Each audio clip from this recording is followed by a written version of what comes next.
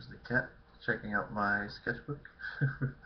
Anyway, The Dark Knight was okay. I'm talking about the second movie here. I know Dark Knight Rises just came out.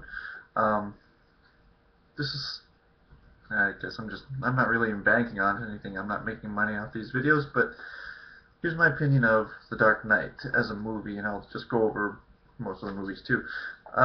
Batman Begins I thought was a good movie when I first watched it. I watched it pretty late. I never saw it in the theaters. I probably saw it about a couple of years after it was released, maybe just before Dark Knight was released, because we were going to see that one. We did see that in the theaters, me and my ex-girlfriend. But I never saw the first one because I wasn't really that interested. I mean, Christian Bale, I can see why people find him attractive. He is an attractive person, but I'm never convinced by his acting. I'm always aware that it's Christian Bale, and it's him. It's not his character. It's Christian Bale playing a character. He doesn't take me into the movie. He takes me out of it. One thing that always bugs me too is his front teeth never connect. His front teeth never close. I know that's not his fault. It's just probably the way his jaws were structured and the way his teeth were structured. But it's still kind of, it's really prominent when he's using his Batman voice, his horrible, "I'm Batman. I gotta speak so much that so heavily that I gotta take a breath before I finish my sentence. And if I don't finish my sentence, then whatever. The bad guy could probably kill me while I'm taking a breath between my words." You know, if you gotta speak like that, then it kills the point. It kills I know you gotta try to find, hi kitty, you gotta try to find a voice that makes you sound not like your real person, but you can do that the way Batman normally does, with a dark voice, just with a dark calm, and you can make it loud like that. And you don't have to overexert it and make you sound like some kid pretending to sound like a monster. It just sounds like a kid pretending to sound like a monster. That's all the Christian Bale voice sounds like, and that voice has ruined him for me for every single movie that I will ever see him in ever again. Because even in Terminator Salvation, he used his dark, quiet voice, the voice that I would prefer of him to use as Batman, which he used as John Connor. But yeah, it just doesn't work. And the Batmobile, it has no shape, and it has too many shapes. It's got no form. It's just this big lump that's so busy, but it's so busy looking all across the lump. It's just not interesting to look at. It's like a transformer that didn't quite get all the way into its car mode. It just doesn't.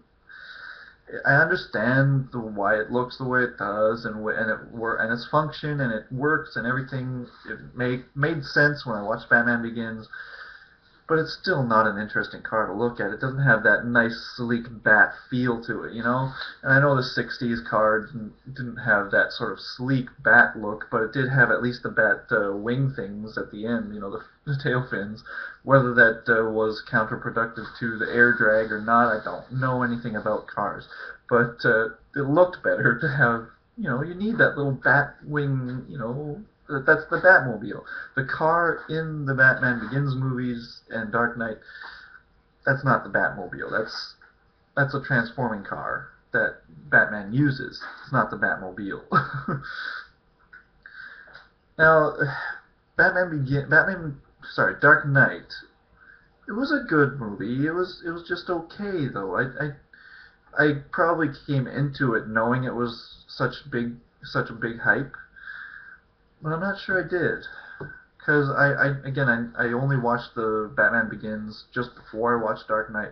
I liked the Scarecrow. It was the first. I forgot a lot about it, but that means I have to rewatch it, and rewatching it means I have to go through all that first half of the movie where he's just Christian Bale being taught by Liam Neeson, another actor I really do not care for. anything that Liam Neeson is in just sucks the life out of the movie, for me anyway. He's such a plain, non-present person. He's just there, and he doesn't add. He never seems to add anything, even if he's a main character to his roles. It's sad to move the lamp out of the way. I was burning my eyes. That's just my own opinion. I don't know. Maybe it's because maybe we sort of resemble each other. I have the big sort of nose, and he has the big sort of nose and the plain forehead. I don't know what it is. But I always find him extremely plain and very uninteresting to watch. And Christian Bale, I did like him in American Psycho, but I don't like his asshole play as Bruce Wayne, you know, the asshole player, rich boy type thing. I'm not sure if that was much of what he did in the actual comics or not. I go by my true Bruce Wayne is Batman of the animated series in the 90s. That encapsulated who Bruce Wayne was to me, to the core. Just decent rich guy, not some sort of rich playboy. I don't care about anything. I'm just gonna look like I fuck a bunch of girls and play up a personality. But I guess it makes sense. Playing up the personality does make sense. I understand that. These movies are good. They're well written and well constructed, but it's a lot of stuff I just don't like to watch. No color, no sense of color. It's like Batman Returns. I understand that was mostly black and white, but it also had big bombastic colors in it here and there too. It was more of a design choice. It was the style of Tim Burton. These movies just seem, and even the original Batman by Burton, it wasn't overly dramatic color-wise. It just looked normal, like real life. It had no color sometimes and lots of color other times. But the Christopher Nolan ones, they just don't. They seem to have an intentional lack of color. It's just darkness, and then there's no other real colors but dark and fire. And that turns me off too. If a movie is only themed like one set of, like, just very limited amount of colors, it doesn't make me want to continue watching it. That was another big problem I had with Inception. Well, besides it being just another clone story of Shutter Island with some unconvincing dream logic added to it. I don't know what the big deal with Inception was. I mean, it's kind of neat, but the concept just wasn't pushed to the boundaries that I would expect a movie about dreams to do. That whole, time doubling or halving every time you go deeper into the dream. I'm not convinced that that's a real science. Show me if it is or not. But back to Dark Knight. Heath Ledger, the Joker, the big topic. Yes, he died. That doesn't make him the best Joker. The way he looks, I know it's a different way he looks. They're going for something different, but it's not quite the Joker to me. It's just some homeless guy being weird. And for a guy that talks about having no plans so much, he sure plans a lot. I mean, how many bombs did he have to put into that hospital? All along the hospital, and then he obviously had a plan because he had his remote control, and he was looking back. Oh, what happened to the big bomb? Was walking out, that iconic, funny scene of him walking out in the nurse dress, and he goes back and looks, and he's like, "What's going on?" And no words, obviously. He just pushes the button, fiddles with it, and then it finally, last explosion, takes down the hospital.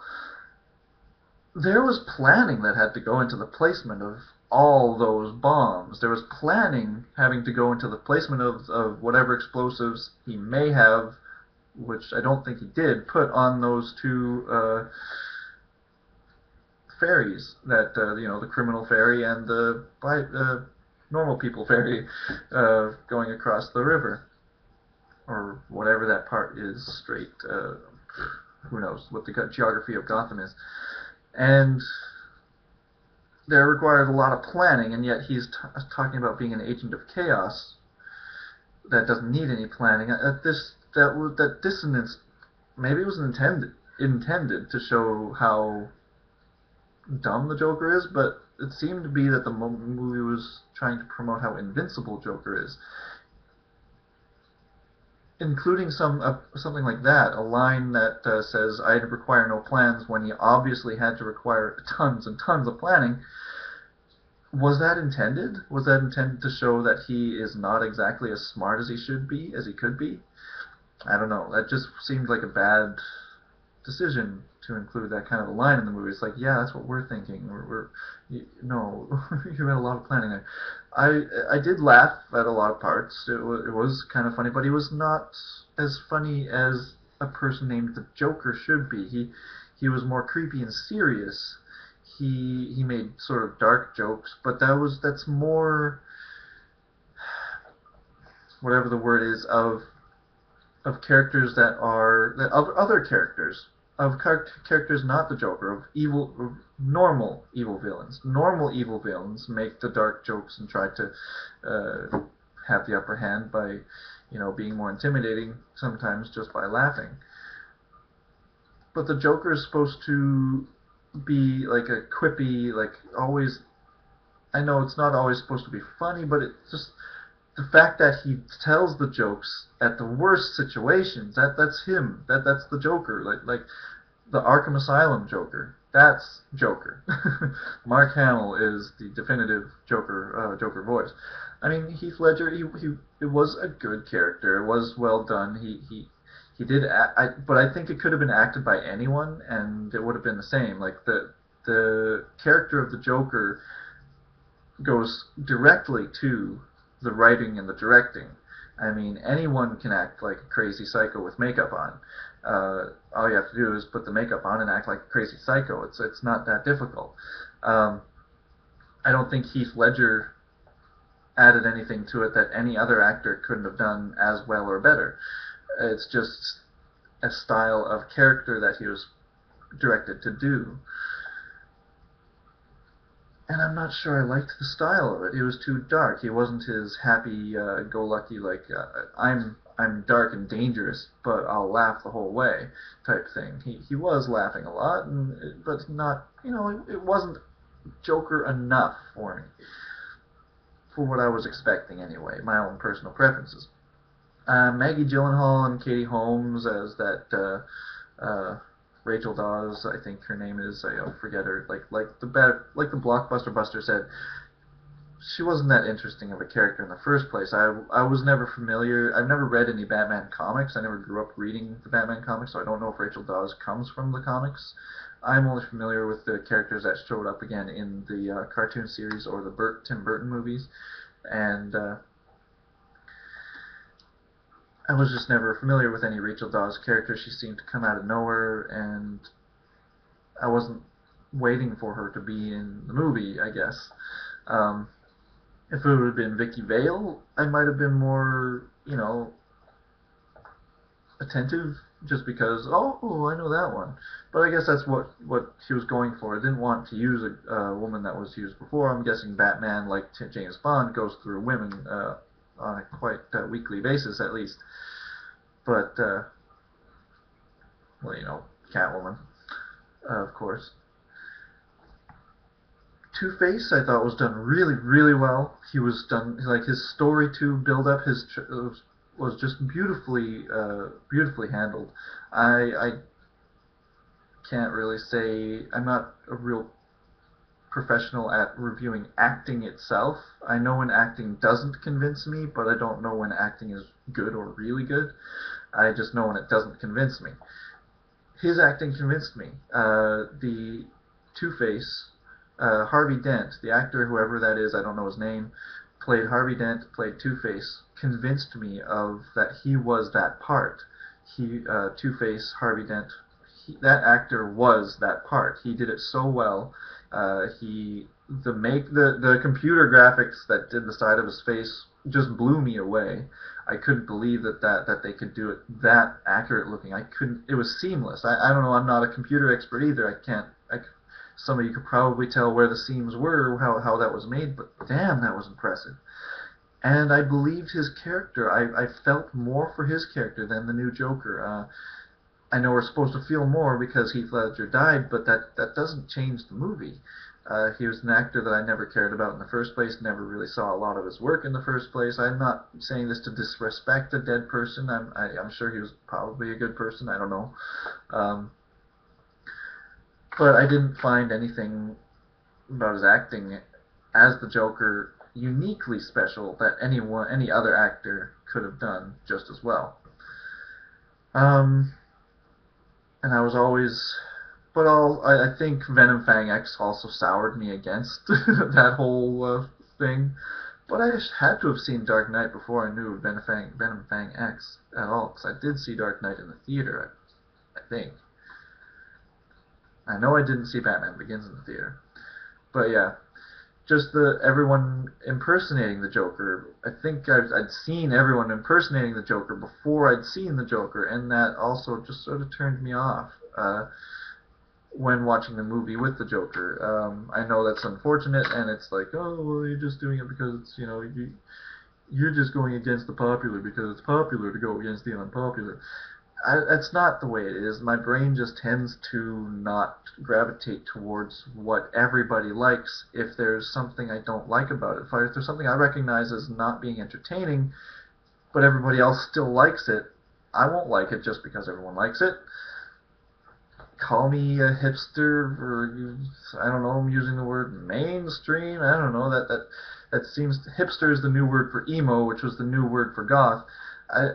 It's like, sure, call the people that choose to be who they want to be a name and segregate them off and call them snobby. That doesn't make any sense. People just like things they like and don't like things they don't like, and are frustrated when everybody likes something when it's clearly stupid. That kind of thing. Everyone's frustrated about something in that way. Everybody loves this. Why does everybody love this? It's so stupid. Everyone has something has that about something, you know. I was also the only moment I remember being really impressed in the Dark Knight was when the semi truck flipped over. You missed. That came out of like you saw it in the trailers, but just that moment, that was just awesome. Just the way it was so instant right after that line. It was just perfectly directed. But then, like the rest of the movie, it just didn't hold my interest as much. It's a lot of talking. It's not a lot of Batman. I will still always go back to Batman Returns. That was me and my brother's favorite movie growing up at one point. And it just had more stylistic. It was more of a comic book movie. It would have had enough comic book and movie to make it work for us. Even though, sure, Batman killed the people and that's against it, whatever. I didn't ever grew up reading Batman comics. I did not know that he had this no-kill policy. I was just, I was an 11-year-old kid watching Batman Returns in the theater and seeing this awesome Batman guy riding this awesome Batmobile against real iconic bad guys. Well, Joker was a real iconic bad guy, of course, but two real iconic bad guys in the Penguin and Catwoman, done so perfectly as characters. Excuse me, I know Penguin was not that character either. I don't know if I prefer Tim Burton's iteration of the Penguin, but I prefer his iteration of Catwoman so far of all the representations. I'm hesitant to, like everyone else was, about, or is, oh, what's her name? Who's playing Catwoman right now in Dark Knight Rises? I was hesitant, but I saw that one movie of hers where she plays that sick woman, and she really was cat-like and sexy in that, and I could definitely see her pulling it off, but only if she had that big, wild, curly hair that she has. That beautiful, curly, like, wavy hair that people always straighten. Why do girls straighten their hair all the time? I understand every once in a while because you just don't want to deal with the curls, but curls and waves are so much more beautiful, more interesting to look at than the boring straight falling exactly straight down the sides of your head. It's kind of like, if that's your natural hair, then yeah, beautiful. But if you have naturally curly hair, why do you straighten it? It's so much more beautiful, all nice and curly. Anyway, but everyone says that she does a good job. All the reviews I've seen say that she does a good job. So that might be the reason I might still see it in the theater. She was the sort of the the tipping scale. Like if she didn't do Catwoman good, then I don't want to see the movie because Catwoman is just too much of a character for me to that I would be invested in, and I would be very disappointed if she was done very badly. Like apparently, I didn't even don't even want to see the Catwoman movie with Halle Berry.